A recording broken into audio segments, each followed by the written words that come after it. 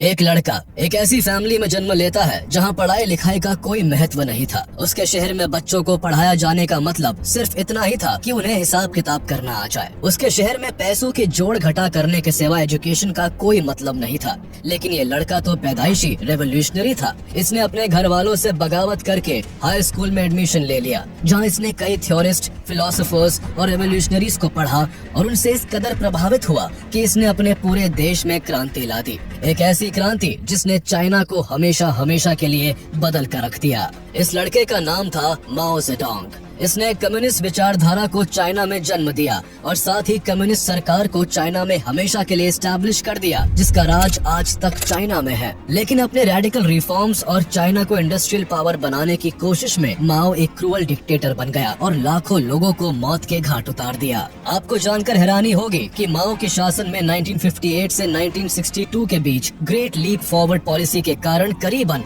45 million से भी ज्यादा इनोसेंट लोग मारे गए थे। माओ जेडोंग सिक्के के दो पहलुओं की तरह है, जहां हर कोई इन्हें बस अपनी साइड से देखता है। चलिए जानते हैं कि असल में था कौन माओ जेडोंग और कैसे इसने चाइना को पूरी तरह से बदल कर रख दिया। 26 दिसंबर 1893 को चाइना में मौजूद हुनान शहर के एक छोटे से गांव शाओशान में माओ का जन्म हुआ। इनके दो भाई जेमिन और सिटान के अलावा इनकी एक अडॉप्टेड सिस्टर भी थी, जिनका नाम जेजियान था। इनके फादर माओ यीचांग एक किसान थे जो शाओशान के सबसे वेल्दिएस्ट फार्मर्स में से एक थे। माओ के फादर काफी डिसिप्लिन इंसान थे और इसीलिए कई बार ये अपने बच्चों पर सख्ती से पेश आते थे। पर माओ अपने पिता के मारने पीटने के कारण काफी परेशान हो गए थे और इसी कारण इन दोनों के बीच बिल्कुल नहीं बनती थी। इनकी माँ वैन कीमाई एक डिवोटेड बुद्धिस्ट थी और इसी वजह से उनका स्वभाव काफी शांत था। काफी कम उम्र से ही वो माओ को अपने साथ बुद्धिस्ट बनाने की कोशिश कर रही थी, जो हो नहीं पाया। 1901 में 8 साल की उम्र में माओ शाओशान प्राइमरी स्कूल जाने लगा, जहां उसे रीति रिवाज और ढेर सारी मॉरल वैल्यूज के लेसन्स पढ़ाए जाते थे। 1906 में माओ के पिता ने केवल 13 साल की उम्र में माओ की शादी अपनी ही किसी जान पहचान की एक 17 साल की लड़की लुओ यीक्शियो से करा दी। लेकिन माओ ने इतनी कम उम्र में शादी करने से साफ मना कर दिया और लियो यीक्शियो को अपनी पत्नी मानने से इनकार कर उन्हें छोड़ दिया। लुओ को इस बात का सदमा इस हद तक पहुंचा कि शादी के 4 साल के अंदर ही उसकी मौत हो गई। माओ का पढ़ाई में हमेशा मन लगता था, लेकिन प्राइमरी स्कूल को पूरा करने के बाद माओ के पिता उन्हें जबरदस्ती स्कूल से हटाकर फार्म पर काम करने के लिए बुला लेते हैं। माओ अपने पिता के साथ खेती में उनका हाथ बटाने तो जाते हैं, लेकिन उनका दिल हमेशा ही अपने यहाँ की पेरेंटल अथॉरिटी और रिचनेस के खिलाफ क्रांति करता था। इसी बीच शादी वाले इंसिडेंट के कारण 13 साल की उम्र में माओ घर से निकल गए और चांगशा में जाकर हाई स्कूल की पढ़ाई शुरू कर दी।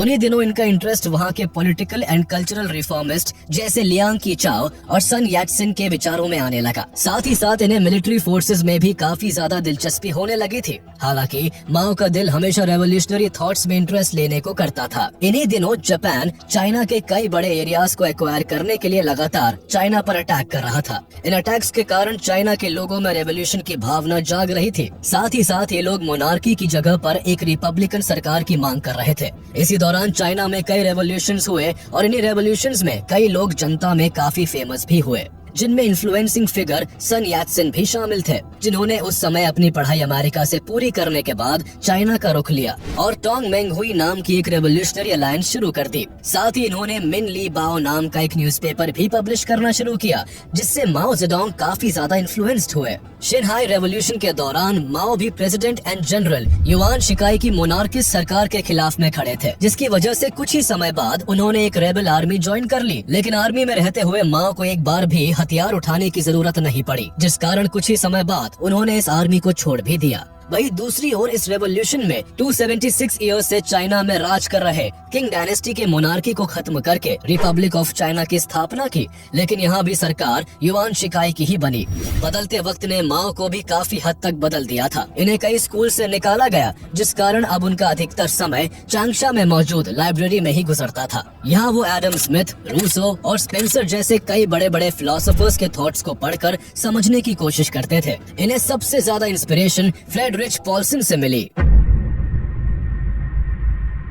लाइब्रेरी में पढ़ने के साथ ही माओ ने अपनी ग्रेजुएशन भी पूरी कर ली और ग्रेजुएशन पूरी होते ही वो बीजिंग चले गए। जहां उन्होंने पेकिंग यूनिवर्सिटी में असिस्टेंट लाइब्रेरियन के तौर पर काम करना शुरू कर दिया। और यही माओ की मुलाकात ली डैसहाउ से हुई, जो एक कम्युनिस्ट थे। उन्होंने न्यू यूथ आर्टिकल्स की एक सीरीज व्लादिमीर लेनिन के अक्टूबर रेवोल्यूशन के सपोर्ट में पब्लिश की थी। आगे चलकर उन्होंने जुलाई 1921 में चेन डुक्सियो के साथ चाइनीज कम्युनिस्ट पार्टी की स्थापना की। माओ को टीचिंग में काफी दिलचस्पी थी, जिसकी वजह से उन्होंने जीयूए प्राइमरी स्कूल में टीचर के तौर पर पढ़ाना शुरू कर दिया। हालांकि इस समय भी माओ चाइना के नोटोरियस वॉरलॉर्ड्स ज़ैंग जिंगाओ, जिन्हें ज़ैंग द वेनमस भी कहा जाता था, उनकी करप्ट सरकार के खिलाफ प्रोटेस्ट कर रहे थे। प्रोटेस्ट के दौरान माओ ने जियांग जियांग रिव्यू नाम की एक वीकली मैगजीन पब्लिश की, जो कई अलग अलग भाषाओं में मौजूद थी। माओ की इस मैगजीन को काफी लोगों ने पसंद किया और इसी मैगजीन के चलते लोग माओ को जानने लगे थे।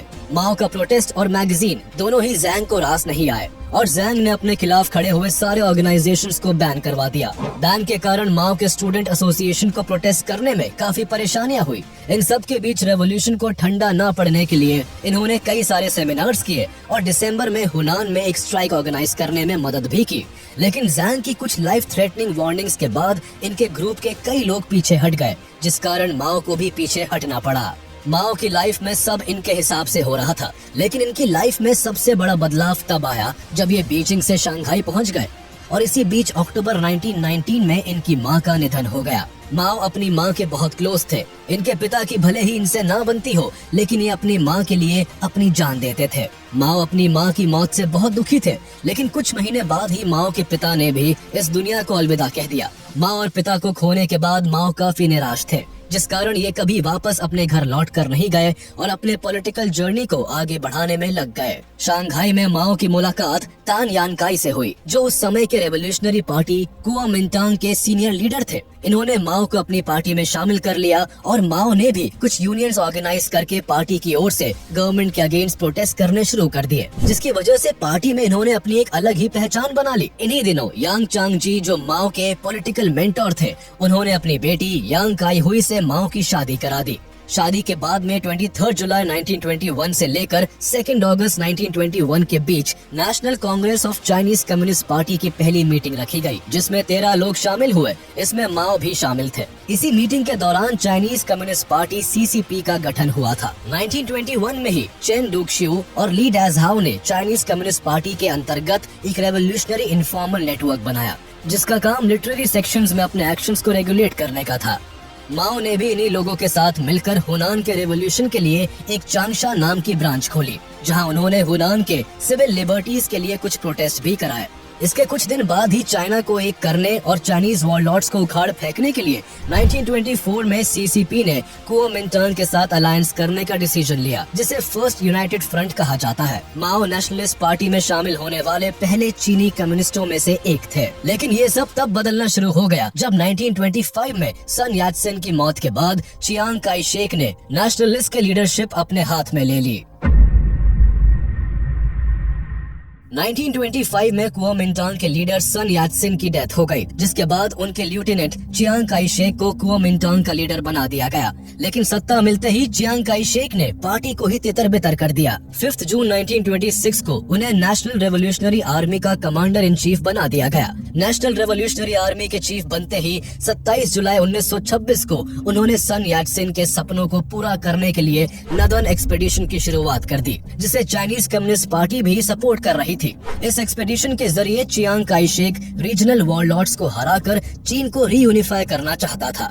हालांकि नदर्न एक्सपेडिशन कई मायने में एक मेजर सक्सेस रहा, जिसके जरिए 1926 और 1927 में नेशनलिस्ट ने कई मेजर सिटीज पर कब्जा कर लिया। लेकिन इसी एक्सपेडिशन के कारण चाइना में सिविल वॉर की शुरुआत भी हो गई। दरअसल इस एक्सपेडिशन में गरीब किसानों ने बड़े जमींदारों के खिलाफ वायलेंट प्रोटेस्ट करने शुरू कर दिए और वेल्दी लैंड ओनर्स की लैंड पर कब्जा कर लिया, जिसकी वजह से हजारों लोगों की जान चली गई। यहाँ तक कि सीसीपी के कई मेंबर्स भी मारे गए। इस तरह की अपराइजिंग्स और चियांग के इस डिसीजन से कुओमिंटांग के सीनियर मेंबर्स बेहद नाराज हो गए, क्योंकि कई जमींदार खुद केएमटी के सीनियर मेंबर्स थे। तब केएमटी के सीनियर लीडर्स ने चियांग को पार्टी से हटाने की बात की, लेकिन माओ ने किसी तरह से सभी को समझा बुझाकर मना लिया। इसके बाद माओ को 5 member of central land committee का सदस्य बनाया गया, जिसके बाद इन्होंने पेजेंट्स के फेवर में कई पॉलिसीज इंट्रोड्यूस की। लेकिन मामला यहाँ नहीं संभलता है। कुछ समय पहले तक वॉरलॉर्ड्स के खिलाफ एक साथ लड़ने वाले चियांग काई शेक और कम्युनिस्ट के बीच मतभेद होना शुरू हो जाता है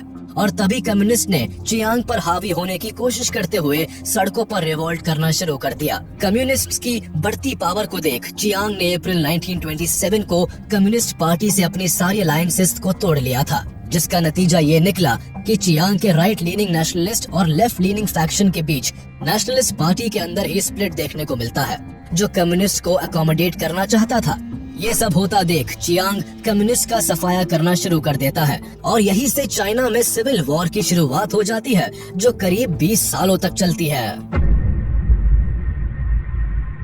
चाइना को एक करने के लिए मिलकर लड़ने वाले कुओमिंटांग और कम्युनिस्ट पार्टी के बीच लड़ाई के एक नहीं बल्कि कई कारण थे। दरअसल कम्युनिस्ट पार्टी के लोग मार्क्सिस्ट आइडियोलॉजी से इन्फ्लुएंस थे, जिस कारण वो वॉरलॉर्ड्स के खिलाफ एक रेवोल्यूशन चाहते थे, लेकिन वही वॉरलॉर्ड्स चियांग को सपोर्ट करते थे। ऐसे में अगर कम्युनिस्ट वॉरलॉर्ड्स के खिलाफ जाते तो वो इनडायरेक्टली चियांग के खिलाफ भी जाते। इसके अलावा कुओमिंटांग और चाइनीज कम्युनिस्ट पार्टी के व्यूज भी काफी अलग थे। जैसे कुओमिंटांग अर्बन वर्कर्स को सपोर्ट करने के आइडिया से प्रभावित थे, तो वही कम्युनिस्ट रूरल पेजेंट्स को सपोर्ट करना चाहते थे।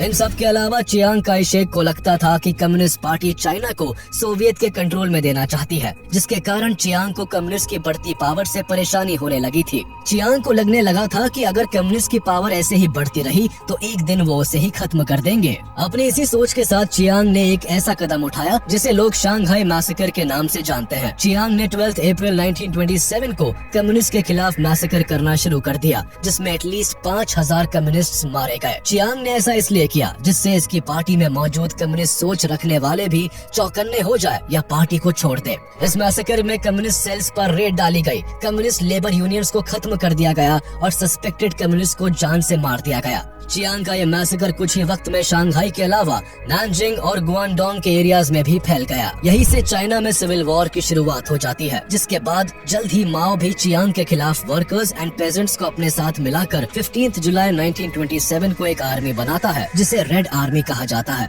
इसके बाद वहाँ की नेशनल पार्टी कुओमिंटांग और कम्युनिस्ट के बीच हुनान प्रोविंस के चांगशा में 7 सितंबर 1927 को एक भयानक झड़प होती है। इस झड़प में माओ की सेना को बुरी तरह से कुचल दिया जाता है और माओ के 90% लोग मारे जाते हैं। चियांग के इस हमले से बचकर माओ अपने बचे हुए साथियों के साथ जियांगशी में जाकर छुपकर रहने लगता है और वही अपना बेस भी बना लेता है।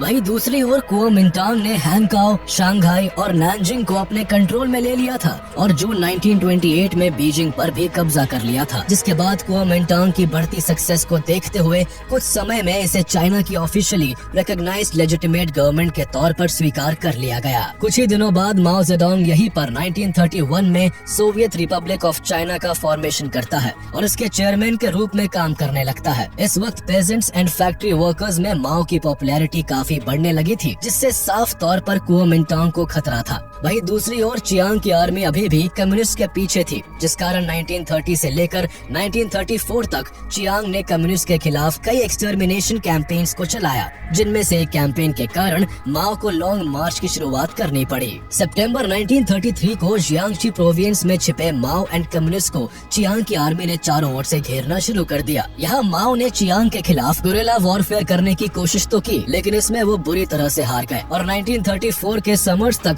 कम्युनिस्ट को चियांग की आर्मी ने चारों ओर से घेर लिया। इस वक्त तक माओ के पास सरेंडर करने या रिट्रीट करने के अलावा कोई ऑप्शन नहीं था। फाइनली अक्टूबर 1934 को माओ ने रिट्रीट करने के मकसद से अपने साथियों के साथ रिट्रीट करने का डिसीजन लिया।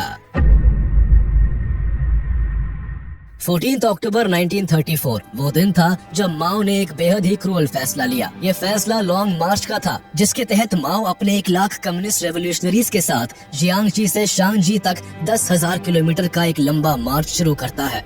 इस मार्च में माओ के साथ 86,000 ट्रूप्स, 15,000 पर्सोनेल एंड 35 वुमेन शामिल थी।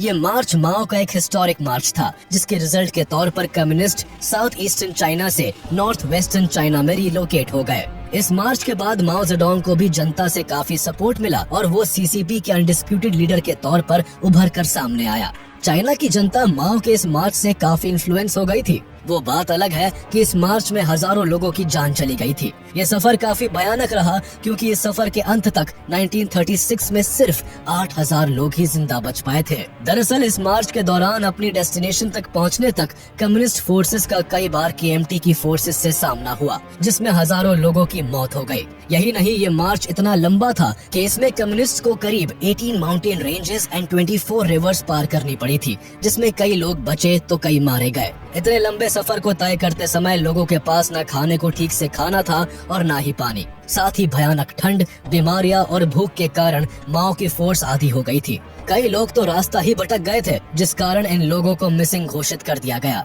अधिकांश मिसिंग लोग लड़ाई, बीमारी और भूखमरी के कारण मारे गए थे। लापता लोगों में माओ के 2 छोटे बच्चे और उनका छोटा भाई माओ जेटान भी शामिल थे। फाइनली अक्टूबर 1935 में माओ अपने बचे हुए लोगों को लेकर अपनी डेस्टिनेशन तक पहुंचता है और लोगों की नजरों में हीरो बन जाता है, जिसने KMT को चुनौती देते हुए इतने लंबे मार्च को खत्म किया। जुलाई 1937 को जापानीज इंपीरियल आर्मी चाइना को इन्वेड कर चियांग काई शेक को अपनी कैपिटल सिटी नानकिंग से भागने पर मजबूर कर देती है, जिसके बाद चियांग जल्द ही अपनी सभी मेजर सिटीज और ईस्टर्न कोस्ट से अपना कंट्रोल खो देता है। जापानीज इंपीरियल आर्मी के साथ 2 फ्रंट्स वॉर लड़ने में असमर्थ चियांग सपोर्ट के लिए कम्युनिस्ट से हेल्प मांगता है और इस वक्त तक माओ ने खुद को एक मिलिट्री लीडर के रूप में स्थापित कर लिया था। 1937 के अंत तक सेकेंड सीनो जापानीज वॉर में जापान के साथ लड़ने के लिए कम्युनिस्ट और चियांग एक बार फिर से एक दूसरे के साथ मिल जाते हैं। वहीं दूसरी ओर माओ की तीसरी पत्नी अपने मेडिकल ट्रीटमेंट के लिए मॉस्को जाती है और तभी माओ उन्हें डिवोर्स दे देता है और चीन की ही एक फेमस अदाकारा जियांग किंग से शादी कर लेता है। 1944 में मौका पाते ही माओ ने कुओमिंटांग के खिलाफ आम जनता के बीच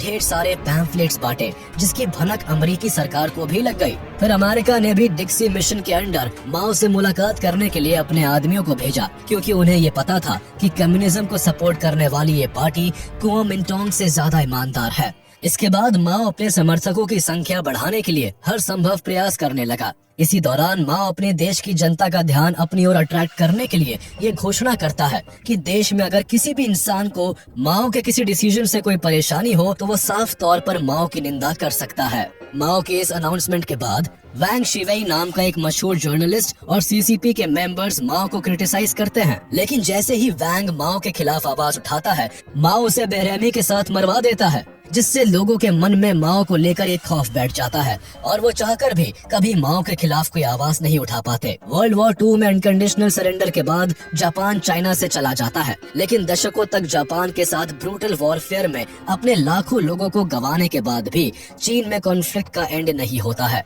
और एक बार फिर से सिविल वॉर शुरू हो जाती है। जापान की हार होते ही कम्युनिस्ट और नेशनलिस्ट चाइना के वाइटल रिसोर्सेज को अपने कंट्रोल में लेने के लिए लड़ाई शुरू कर देते हैं, लेकिन 1949 के अंत तक कम्युनिस्ट चाइना के ज्यादातर एरिया को अपने कंट्रोल में ले लेते हैं। सारा माहौल अपने फेवर में होता देख माओ जेडोंग 1 अक्टूबर 1949 को पीपल्स रिपब्लिक ऑफ चाइना की घोषणा कर देता है। वहीं दूसरी तरफ चियांग काई शेक अपने फॉलोअर्स के साथ ताइवान आइलैंड भाग जाता है और रिपब्लिक ऑफ चाइना को फॉर्म करता है।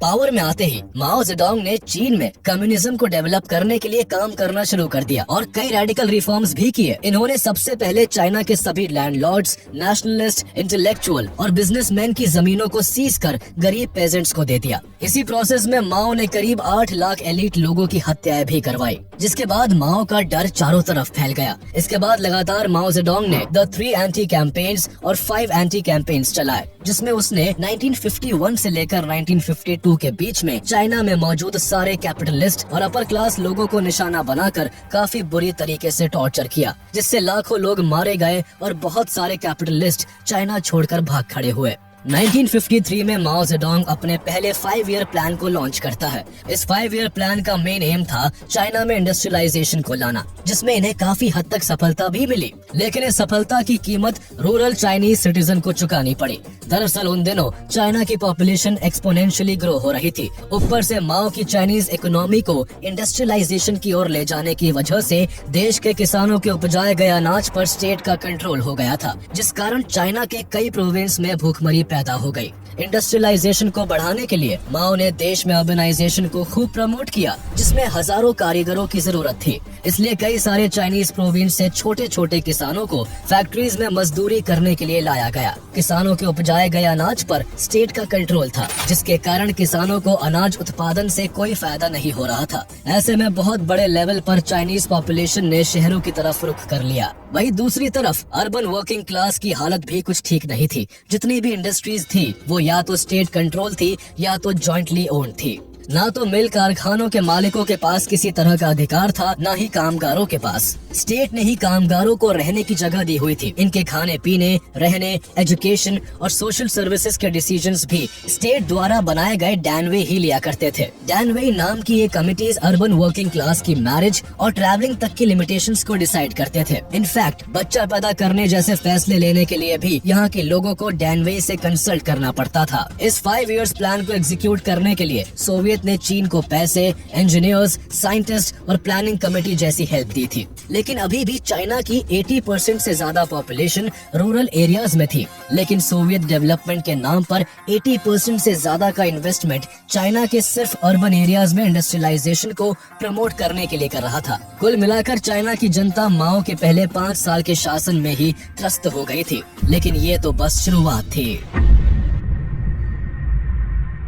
जनवरी 1958 में माओ ने अपने सेकंड 5 ईयर प्लान को इंट्रोड्यूस किया, जिसे द ग्रेट लीप फॉरवर्ड कहा जाता है। द ग्रेट लीप फॉरवर्ड में माओ जेडोंग चीन को केवल 5 सालों में ही अग्रेरियन सोसाइटी से इंडस्ट्रियल सोसाइटी में बदलने का प्लान बनाता है। बेशक ये एक इम्पॉसिबल गोल था, लेकिन माओ के पास दुनिया के सबसे बड़े समाज को ऐसा करने के लिए मजबूर करने की ताकत थी। 1958 और 1960 के बीच लाखों चीनी नागरिकों को कम्यून्स में भेज दिया गया। कुछ लोगों को फार्मिंग कोऑपरेटिव्स में भेजा गया, तो वही कुछ को स्मॉल मैन्युफैक्चरिंग के लिए भेजा गया। सारा काम कम्यून्स को दिया जाता था, जिसमें चाइल्ड केयर से लेकर कुकिंग तक इनसे कराया जाता था। माओ चाइना के मैन्युफैक्चरिंग सेक्टर में आउटपुट को बढ़ाना चाहता था, जिसके लिए वो एग्रीकल्चर सेक्टर के वर्कर्स को मैन्युफैक्चरिंग सेक्टर में ट्रांसफर करवा रहा था। वहीं दूसरी ओर माओ चीन को स्टील एंड मशीनरी के इम्पोर्ट से भी मुक्त करवाना चाहता था, जिस कारण माओ ने लोगों को फसलों की खेती करने के बजाय अपनी जमीनों पर लोहा पिघलाने को कहा। हर फैमिलीज को एक कोटा पूरा करना पड़ता था।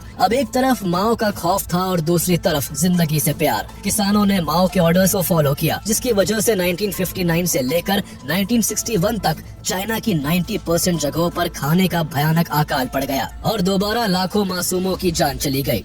इस भुखमरी में इतनी ज्यादा मौतें हुई जितनी की पूरे चाइनीज रेवोल्यूशन के दौरान नहीं हुई थी, जिस कारण इस समय को द ग्रेट चाइनीज फैमिन कहा गया, जिसमें लगभग 48 मिलियन लोग मारे गए थे। माओ की वजह से ऐसे हालातों का सामना तो लोग चाइना में कर ही रहे थे, लेकिन इसी बीच 1951 से चल रही कोरियन वॉर में भी नॉर्थ कोरिया की ओर से माओ उनकी मदद के लिए अपने लोगों को सेना के रूप में भेजने लगा, जिसकी वजह से लाखों चाइनीज सैनिकों की जान चली गई। इस लड़ाई के वक्त सोवियत यूनियन के लीडर जोसेफ स्टालिन की मौत हो गई, जिसके बाद सोवियत ने चाइना और नॉर्थ कोरिया से अपना पल्ला झाड़ लिया, क्योंकि उस वक्त कोल्ड वॉर भी चल रहा था, जिस कारण सोवियत यूनियन और अमेरिका एक दूसरे के सामने जल्दी आना नहीं चाहते थे, जिसके कारण चाइना और सोवियत के बीच में ये तनाव इतना बढ़ गया कि 1962 में सीनो इंडियन वॉर के तुरंत ही बाद सीनो सोवियत स्प्लिट हुआ, जहां दोनों ही कंट्रीज एक दूसरे से आमने सामने टकराने लगी।